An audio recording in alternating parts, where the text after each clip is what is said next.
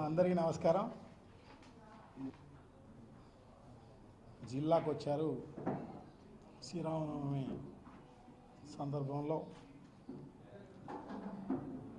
కోదండరామస్వామి కళ్యాణానికి మంచిది. జిల్లాకు వచ్చారు కదా, మరి జిల్లా అభివృద్ధి గురించి మాట్లాడాల్సిన అవసరం ఉంది. గతంలో చెప్పిన వాగ్దానాలు అవన్నీ కూడా గాలికి వదిలేసిన పరిస్థితి మనం చూసాం. ఈ జిల్లాకు సంబంధించి స్టీల్ ఫ్యాక్టరీ కావచ్చు, ఎక్కడ వేసిన గొంగలి అక్కడే ఉన్నట్టుగా ఉంది. మిగతాటి అన్నీ కూడా రైతులకు సంబంధించి అందరూ కూడా ఇబ్బందులు గురయ్యే కార్యక్రమం జరుగుతోంది. హార్టికల్చర్కు సంబంధించి అయితేనేమి, అగ్రికల్చర్కు సంబంధించి అయితేనేమి మద్దతు ధరలు లేక రైతులందరూ కూడా నష్టపోయే కార్యక్రమం అంతా కూడా జరుగుతున్న పరిస్థితి. దాని గురించి కూడా ఏమీ మాట్లాడిన పరిస్థితి లేదు. తప్పకుండా ఒక ముఖ్యమంత్రి వస్తున్నారు అంటే ఏదో ఒక సందర్భంలో వచ్చినప్పుడు ఆ జిల్లాకు సంబంధించి ఇక్కడ ఉన్న అధికారులతో రివ్యూ చేయాల్సిన అవసరం తప్పకుండా ఉంది. దాంతోపాటు గతంలో మనం అనౌన్స్ చేసిన అభివృద్ధి కార్యక్రమాలు అయితేనేమి, ఇక్కడ ఉన్న సమస్యలు అయితేనేమి, ఇవన్నీ కూడా మాట్లాడాల్సిన అవసరం తప్పకుండా ఉంది. అది కాకోకుండా వచ్చిన పని మాత్రమే చూసుకొని పోతే దాని ముఖ్యమంత్రి లెవెల్కు అది సరితూగదు. డెఫినెట్గా చేయాల్సిన అవసరం తప్పకుండా ఉంది. ఏదైతే చెప్పడం జరిగిందో అవన్నీ కూడా ఇవ్వాల్సిన అవసరం తప్పకుండా ఉంది. ప్రజలందరూ కూడా డిమాండ్ చేస్తున్నారు. 2 ఏళ్ళు అయిపోయింది. ఈ 2 ఏళ్ల కాలంలో మనం చేసింది ఏమీ లేదు. మేనిఫెస్టోలో చెప్పినట్టు ఏమీ అమలు చేసిన పరిస్థితి లేదు. అలాగే అభివృద్ధి కార్యక్రమాలు చెప్పినట్టు కూడా ఏమీ చేసిన పరిస్థితి లేదు. డెఫినెట్గా చెప్పాల్సిన అవసరం తప్పకుండా ఉంది. అదే కాకోకుండా మొన్న బీసీ జనార్దన్ రెడ్డి గారు కమలాపురానికి రావడం జరిగింది. కమలాపురంలో రైల్వే ఫ్లైఓవర్ బ్రిడ్జ్ని భూమి పూజ చేసేదానికి రావడం జరిగింది. మంచిదే. వచ్చి అది చేసిపోకోకుండా, అదే కాకుండా గతంలో ఏదైనా చేసి ఉంటే దాన్ని మెచ్చుకొని, గతంలో ఎవరైనా కానీ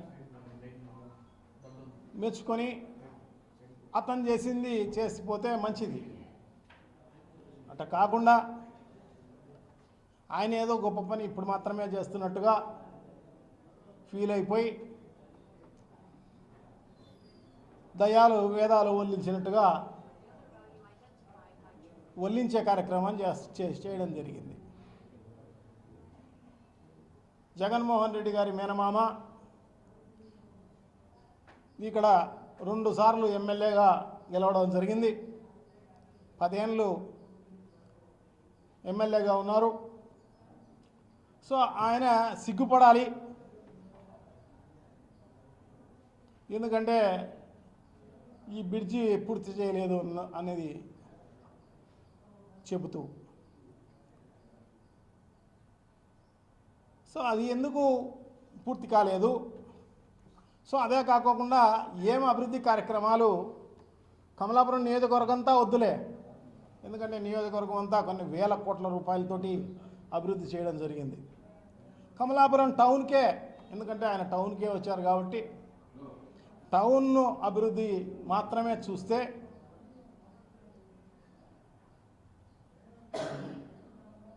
నేషనల్ హైవే నుంచి మొదలు పెడితే నేషనల్ హైవే ఫ్లైఓవర్ బ్రిడ్జి 100 కోట్ల రూపాయలతోటి 99% పూర్తి అయిపోయింది. ఒక ఫారెస్ట్ క్లియరెన్సు ఒక అన్ని అంత కలిపిన ఎకరా కూడా ఉండదేమో. దానివల్ల అది కొంచెం డిలే అయిపోయింది. తర్వాత ఎలక్షన్ రావడం జరిగింది. తర్వాత అది గొప్పగా మేమే చేసినామని చెప్పేసి గతంలో ఓపెన్ చేయడం కూడా జరిగింది. సో అది నేషనల్ హైవే నుంచి అంటే అడ్డా రోడ్డు నుంచి మొదలు పెడితే ఆ పక్కనే మార్కెట్ యార్డ్ ఉంటుంది. మార్కెట్ యార్డ్లో ఎన్ని కోట్లతో అభివృద్ధి చేసినామనేది మనం చూడాల్సిన అవసరం ఉంది. మార్కెట్ యార్డే కాదు, మార్కెట్ యార్డ్లో ఒక అర్బన్ హెల్త్ సెంటర్ కూడా ఉంటుంది. అదే కాదు, అక్కడి నుంచి రోడ్డు మొదలవుతుంది. అక్కడి నుంచి చివరి వరకు కూడా రోడ్డు వేయడమే కాకోకుండా వెడల్పు కూడా చేయడం జరిగింది. స్వాతంత్రం వచ్చినప్పటి నుంచి కూడా అతి చిన్న రోడ్డు, మరి అమ్మవారి సెల్ దగ్గర ఆ సర్కిల్లో మసీదు మన దర్గా దగ్గర నుంచి అమ్మవారి సేల మధ్యలో అంతా కూడా అతి చిన్న రోడ్డు, 8 అడుగులు కూడా ఉండదు. ఒక వెహికల్ పోతే ఇంకో వెహికల్ రాదు. అటువంటి పరిస్థితి నుంచి ఈరోజు పోయి చూడాల్సిన అవసరం ఉంది. జనార్దన్ రెడ్డి అయితేనే ఆయన వెనకమ్మడి తానా తందానా అంటూ ఉన్న వాళ్ళైతేనేమి, అది ఇప్పుడు ఎంత వెడల్పు అయిపోయింది, ఏమైందనేది మనం చూడాల్సిన అవసరం తప్పకుండా ఉంది. సో అదే కాదు, డ్రైనేజెస్ మొత్తం డ్రైనేజీ, ఓపెన్ డ్రైనేజీ, మళ్ళీ అండర్ గ్రౌండ్ డ్రైనేజీ అయితే ఏమైనా ప్రాబ్లం వస్తుందేమో. అది చిన్న ఊరిలో శానిటేషన్ వర్కర్లు తక్కువ మంది ఉంటారు. అది బ్లాక్ అయిపోతే మళ్ళీ దాన్ని రెక్టిఫై చేసేదానికి అవకాశం ఉండదు అన్న ఉద్దేశంతో ఓపెన్ డ్రైన్స్ అదే పనిగా పెట్టి ఓపెన్ డ్రైన్స్ అన్నీ కూడా కంప్లీట్ చేసిన పరిస్థితి మనం చూసినాం. ఒక డ్రైనేజెసే కాదు, పూర్వం నుంచి వర్షాలు వచ్చినా ఇంకోటి వచ్చినా కాలువలు, రకనా కాలువ అయితేనేమి ఇంకొక కాలువ అయితేనేమి ఆ ఊర్లో పోయి మిగతాటి అంతా కూడా అక్కడ ఆ స్లమ్స్లో అంతా కూడా దాన్ని మునిగిపోయే కార్యక్రమం జరిగేది. సో ఆ కాలువలన్నీ కూడా అభివృద్ధి చేసే కార్యక్రమం చేయడం జరిగింది. భవిష్యత్తులో ఎప్పుడు ప్రాబ్లం రాకూడదన్న ఉద్దేశంతో. సో డ్రింకింగ్ వాటర్కి సంబంధించి అది మళ్ళీ ఇక్కడ నుంచి లోకల్ అంటే టౌన్ లోపల ఉన్న బోర్లతో అయితే ఎప్పుడైనా ఇబ్బంది వస్తుందన్న ఉద్దేశంతో దగ్గరలో ఉన్న కుందు నది నుంచి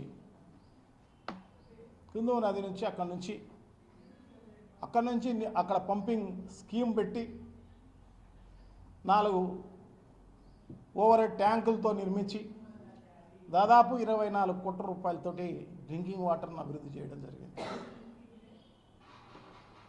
సో ఇదే కాదు, ఆ ఊర్లో 4 సచివాలయాలు నిర్మించడం జరిగింది, రైతు భరోసా కేంద్రాలు నిర్మించడం జరిగింది. ప్రజలకు ఉపయోగపడే విధంగా అర్బన్ హెల్త్ సెంటర్లు పెట్టడం జరిగింది. పాలిటెక్ కాలేజీ కొత్తది కట్టించడం జరిగింది దాదాపు 6 కోట్ల రూపాయలతోటి. కొత్త హాస్పిటల్ నిర్మించడం జరిగింది దాదాపు 9 కోట్ల రూపాయలతోటి హాస్పిటల్ నిర్మించడం జరిగింది.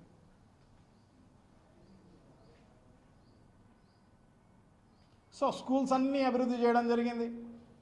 నాడు నేడు కింద అంటే విద్యకు సంబంధించి, వైద్యానికి సంబంధించి, మిగతా డ్రైనేజెస్కు సంబంధించి, డ్రింకింగ్ వాటర్కి సంబంధించి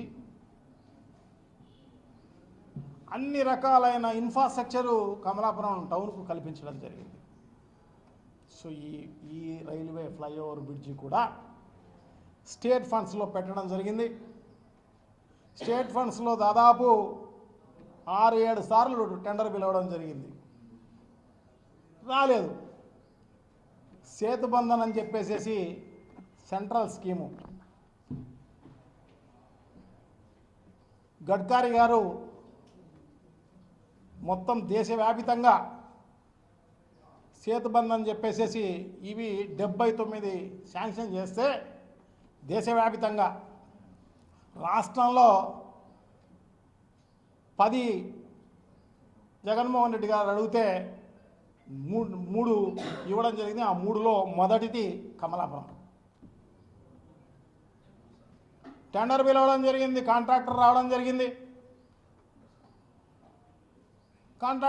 జరిగింది, డబ్బులు అడగడం జరిగింది. కమిషన్లు, లోకల్ లీడర్సు డబ్బులు లేక వాళ్ళు పని చేయకపోవడం జరిగింది. ఎలక్షన్స్ వచ్చినాయి. సో ఇప్పుడు మళ్ళా అదే సేతుబంధన్ కింద అదే స్కీమ్లో మేము చేసిన పనినే మళ్ళీ టెండర్ పిలిచి ఇప్పుడు వాళ్ళకు కావాల్సిన కమిషన్లు ఇచ్చే కాంట్రాక్టర్ను పట్టుకొని సో ఇప్పుడు టెండర్ వేయించి ఈరోజు భూమి పూజ చేసే కార్యక్రమం చేస్తున్నారు. అంటే క్రెడిట్ చోరీ తప్ప వేరే ఏం లేదు.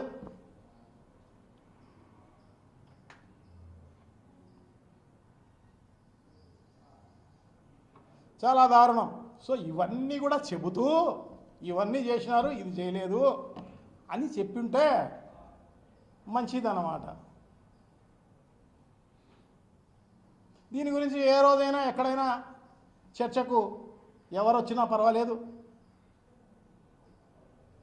ఎమ్మెల్యేనో లేదంటే ఎమ్మెల్యే ఫాదరో లేదంటే ఈ జనార్దన్ రెడ్డో బీసీ జనార్దన్ రెడ్డి వస్తే తప్పకుండా చర్చించవచ్చు. ఇప్పుడు మనం ఏం చేస్తున్నాం? ఈ 2 నెలల కాలంలో ఇసుక మనమే సప్లై, కంకర మనమే, మట్టి మనమే,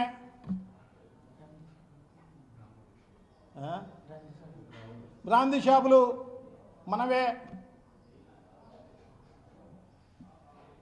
ఈ రకంగా దినానికి 30 లక్షల నుంచి 40 లక్షల రూపాయలు వసూలు చేసే కార్యక్రమం 4-5 మిషన్లు పెట్టి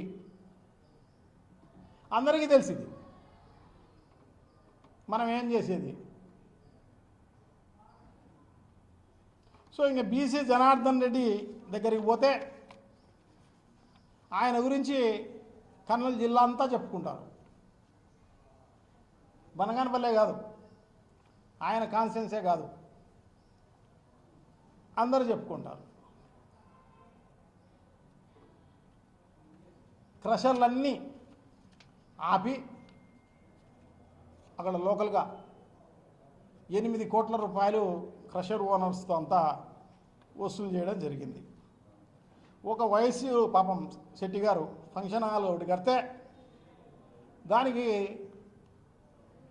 పర్మిషన్లు డివేట్ అయిపోయినావు అని 1,40,00,000 రూపాయలు వసూలు చేయడం జరిగింది. ఒక వేర్ హౌస్ గోడౌన్ దాంట్లో 40 లక్షలు వసూలు చేయడం జరిగింది. గ్రావెలు మనం ఇక్కడ మాదిరే టిప్పర్కు 1,250 రూపాయలతో ఇచ్చే కార్యక్రమం జరుగుతుంది. అక్కడ గ్రావెల్ అయినా ఇసుక కడప నుంచే తీసుకుపోతారు. ఈయన డంప్ యార్డ్లో పెడతారన్నమాట. డంప్ యార్డ్లో పెట్టి అక్కడ 400 నుంచి 500 రూపాయలు ఎక్కువ ఇస్తే కానీ అక్కడ నుంచి ఆ డంప్ యార్డ్ నుంచి మూవ్ చేసే కార్యక్రమం జరగదు. గ్రావెలు అంతే. ఈయనైతే అక్కడ ఉన్న క్రషర్లను అన్ని పర్మిషన్లు ఉన్న దానిలను ఆపి అంత వసూలు చేయడం జరిగింది. ఈయన సొంతంగా ఒక క్రషర్ పెట్టి ఈయనకు మైనింగ్ లేదు, ఇంకోటి లేదు,